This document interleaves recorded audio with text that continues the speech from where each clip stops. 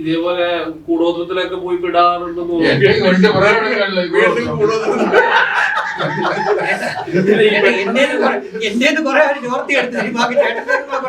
പെട്ടെന്ന് പ്രശസ്തിയാവാൻ വേണ്ടിയൊക്കെ പ്രശസ്തി വരാൻ വേണ്ടി പണം വരാൻ വേണ്ടിയൊക്കെ ഇതേപോലെ കൂടോത്രങ്ങൾ ചെയ്യാറുണ്ടെന്ന് കേൾക്കുന്നുണ്ട്. അപ്പം ഇപ്പത്തെ ഈ കാലഘട്ടത്തിൽ ജൻസി പിള്ളേർ അങ്ങനെ ചെയ്യുന്നുണ്ടെന്ന് തോന്നാറുണ്ടോ?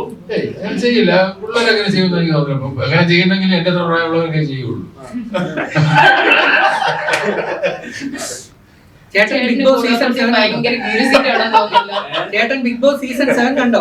ചേട്ടന്റെ പ്രായമുള്ളവരല്ല അവിടെ പല കൂടോത്രങ്ങൾ വന്നത്. ഇനി കൂടോത്രം ചെയ്യണോന്ന് വെക്കുന്നവർ എന്തായാലും ചെയ്തുകൊണ്ടിരിക്കും. അത് ഒന്ന് നിർത്തലാക്കാൻ വേണ്ടിയാണ് നമ്മൾ ഈ മൂവി ഇറക്കുന്നത്. സോ കൂടോത്രമായിട്ട് ഒരു ബന്ധവും ഇല്ല. ഇനി ചെയ്യേണ്ടവർ ചെയ്തിട്ട് അനുഭവിക്കുകയും ചെയ്യും. ഇത്രയേ ഉള്ളൂ ഈ മൂവി പറയുന്നത്. ചേട്ടൻ എന്തായാലും കൂടോത്രനെ പറ്റി നല്ല ക്യൂരിയോസിറ്റി ഉണ്ട്. നമുക്ക് നെക്സ്റ്റ് മൂവി എന്തായാലും അതിനെപ്പറ്റി ചിന്തിക്കാം. ബിഗ് ബോക്സിന്റെ പുറകിൽ തന്നെ വെച്ചിരിക്കുന്ന ഒറ്റക്കണ്ണാണ്, ഒറ്റക്കണ്ണാണ്, ശ്രദ്ധിച്ചറിയാം. അതേപോലെയുള്ള ഒരു സിമ്പിളാണ് ഇതിൽ നമ്മൾ യൂസ് ചെയ്തിരിക്കുന്നത്. അതുമായിട്ട് സിമിലാരിറ്റിയുള്ള കുറെ സംഭവങ്ങൾ നമ്മളിതിൽ പറയുന്നുണ്ട്. അതെങ്ങനെയാണ് അവൻ ജീവിതത്തിൽ എഫക്ട് ആകുന്നതെന്നുള്ളതും പറയുന്നുണ്ട്. അതിലേക്ക് ചെന്ന് വീഴുന്ന ആൾക്കാർ വീഴുന്നുണ്ട്. അതിലേക്ക് വീഴാതിരിക്കാൻ മാതാപിതാക്കൾ ശ്രദ്ധിക്കേണ്ട വഴികളാണ് നമ്മളിതിൽ കൂടി പറയുന്നത്. ഈ ടീനേജ് എന്ന് പറയുന്ന പ്രായത്തിലുണ്ടാകുന്ന കുറെ ചപലതകളുണ്ട്.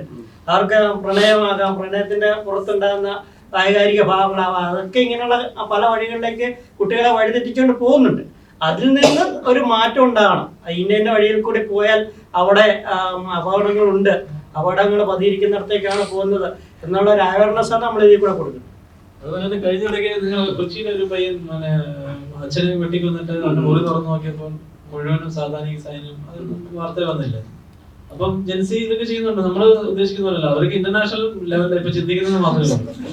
ആ മുറി തുറന്നു നോക്കുമ്പോൾ മൊത്തം മണ്ണ്, ബൊമ്മകള്, തലയിൽ ആണി തറച്ച രൂപങ്ങള്, എന്തിനാണ് അച്ഛനെ വെട്ടിക്കൊന്നത്. തിരുവനന്തപുരത്ത് അമ്മയും അച്ഛനെയും സഹോദരങ്ങളെയും ആത്മാവ് പുറത്തു പോകാൻ കട്ട് ചെയ്തത് ഗോവിന്ദേട്ടന്റെ എത്രയുള്ള ആൾക്കാരാണോ? അല്ല, കൊച്ചു പയ്യനാ, ചെറുപ്പം വളരെ ചെറുപ്പമുള്ള പയ്യനാണ്.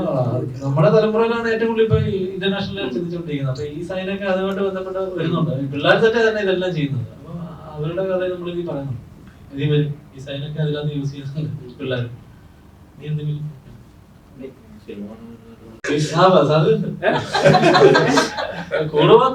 കൂടുമാത്രമൊന്നുമില്ല സിനിമയിൽ, കൂടുമാത്രമൊന്നുമില്ല. പൈസക്ക് വേണ്ടി ചെയ്യുന്ന ഇതാണ് സംഭവം. പൈസക്ക് വേണ്ടി കുറച്ച് പേര് തീരുമാനിച്ചിറങ്ങിയേക്കാണ്.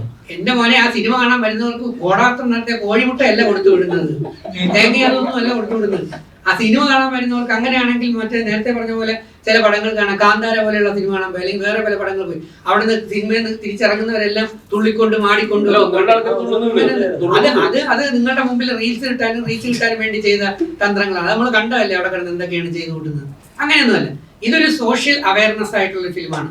സോഷ്യൽ കമ്മിറ്റ്മെന്റ് ഉള്ള, സാമൂഹ്യ പ്രതിബദ്ധതയുള്ള, സമൂഹത്തിലെ ജനങ്ങളെ ബോധവൽക്കരിക്കുന്ന, പുതിയ തലമുറയ്ക്ക് കൊടുക്കുന്ന ഒരുപാട് മെസ്സേജുകളുള്ള ഒരു സംഭവമാണ്. അത് വരുന്ന കുട്ടി കൂടോത്രങ്ങളിലോ മറ്റ് നെഗറ്റീവ് എനർജികളോ ബ്ലാക്ക് മാജിക്കിലോ പെടാതെ രക്ഷപ്പെടും. ആ കുടുംബം ഈ നെഗറ്റീവ് എനർജികളിലോ ബ്ലാക്ക് മാജിക്കിലോ ആന്റി ക്രൈസ്റ്റ് ആക്ടിവിറ്റികളിലോ ഒന്നും പെടാതെ രക്ഷപ്പെടും. അങ്ങനെ ഒരു പോസിറ്റീവാണ്. ഈ സിനിമ കണ്ടിറങ്ങുമ്പോൾ ഒരു പോസിറ്റീവും ഗുണഫലം മാത്രമേ ഉണ്ടാവൂ എന്നുള്ളത് ഞാൻ ഗ്യാരണ്ടിയായി പറയുന്നു. അങ്ങനെയാണ് സംഭവം.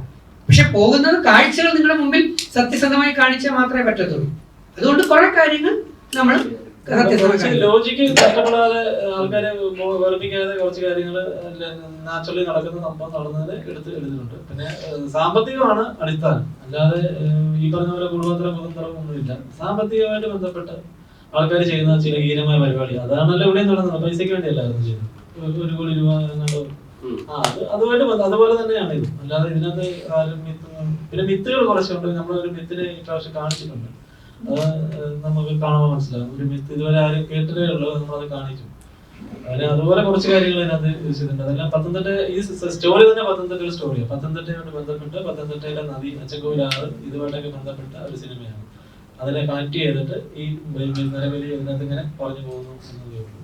എന്തായാലും കണ്ടിരിക്കാൻ ബോറടിക്കാത്തില്ല. ഒരു കാര്യം തന്നെ, ഇപ്പൊ ഡയറക്ടറുടെ വായിൽ നിന്ന് സ്ക്രിപ്റ്റ് റൈറ്ററും കൂടെയാണ് അല്ലേ, അദ്ദേഹത്തിന്റെ വായിൽ നിന്ന് തന്നെ വീണു. ഈ സിനിമയിൽ ഒരു കൂടോത്രം പരിപാടിയും ചെയ്തിട്ടില്ല എന്ന് റൈറ്റർ തന്നെ പറയുന്ന, അദ്ദേഹം കൂടോത്രം എന്നുള്ള വാക്ക് പോലും പറയുന്നില്ല, കൂടുപാത്രം എന്നാണ് പറഞ്ഞത്. ശ്രദ്ധിച്ചോ? എന്ന് പറഞ്ഞാൽ അദ്ദേഹം എഴുതിയത് കൂടോത്രം ആയിരുന്നെങ്കിൽ ഉറപ്പായിട്ട് അദ്ദേഹത്തിന്റെ വായിൽ നിന്ന് എന്ത് വീണേനെ? കൂടോത്രം അദ്ദേഹത്തിന്റെ മനസ്സിൽ പോലും ഇല്ല. അത് ഞങ്ങളുടെ കയ്യിൽ നിന്നിരുന്ന വാക്കുകളാണ്. മനസ്സിലായോ? അല്ലാതെ വേറെ ഒന്നുമല്ല. എല്ലാത്തരം നെഗറ്റീവുകളും പോസിറ്റീവുകളും അതിനകത്തുണ്ടാവും.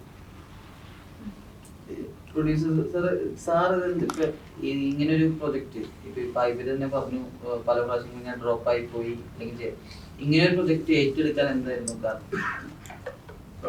ഈ സിനിമ ഇത് കഥ മനസ്സിലാക്കിയപ്പോ ഇതിനകത്ത് നല്ലൊരു കണ്ടന്റ് ഉണ്ടെന്നുള്ളത് മനസ്സിലായി. കാരണം ഇത് യുവാക്കളുടെ ഒരു സിനിമയാണ്. 6 പേര്, 3 കോളേജ് സ്റ്റുഡൻസ്, 6 കോളേജ് സ്റ്റുഡൻസ്, 3 പിള്ളേരും 3 പെൺപിള്ളേരും. അപ്പൊ അവരടിച്ചു പൊളിച്ച് കോളേജ് ലൈഫ് ആഘോഷിച്ചുകൊണ്ടിരിക്കുകയായിരുന്നു. അപ്പൊ അവർക്ക് എന്തോ ഒരു സമയത്ത് തോന്നി ഇങ്ങനെ ഒരു പിക്നിക് പോവാൻ. അയ്യോ ചേട്ടാ കഥ പറയല്ലേ, ചേട്ടാ ഇന്നസെന്റ് ആണ്, ചേട്ടൻ തുറന്ന് പറയും, ചേട്ടൻ തുറന്ന പുസ്തകമാണ്, ദയവ് ചെയ്ത് ചേട്ടാ അതിനകത്തുള്ള